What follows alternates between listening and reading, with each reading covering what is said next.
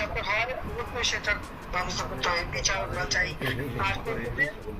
আর আমি আবার বললাম যে আমাদের আইন রক্ষাকারী সংস্থাকে সব রকম সহযোগিতা করবেন। আচ্ছা ঠিক মানুষের পথে যাবে কি হয়। আবার এই নাম্বারটা আমার আপনি সেভ করে রাখেন। এই নাম্বারটা আমার জাহাঙ্গীর। আচ্ছা ঠিক আছে। ঠিক আছে, আপনি ঘাবড়াইয়েন না, আমরা আছি শক্ত, আমরা শক্ত আছি। না আপনি ঘাবড়াই, আমরা নরম হয়ে পড়ি। জয় বাংলা।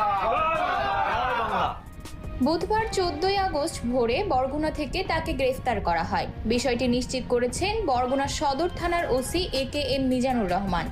তিনি জানান, ঢাকা থেকে পুলিশের একটি টিম এসে তাকে গ্রেফতার করে। ধারণা করা হচ্ছে শেখ হাসিনার সঙ্গে মোবাইলে কথা বলার পর বিশৃঙ্খলা এবং প্রতি বিপ্লবের ষড়যন্ত্র করার অভিযোগে তাকে গ্রেফতার করা হয়েছে। তবে গ্রেফতারের কারণটি তিনি পুরোপুরিভাবে নিশ্চিত করতে পারেননি। এর আগে সোমবার 12 আগস্ট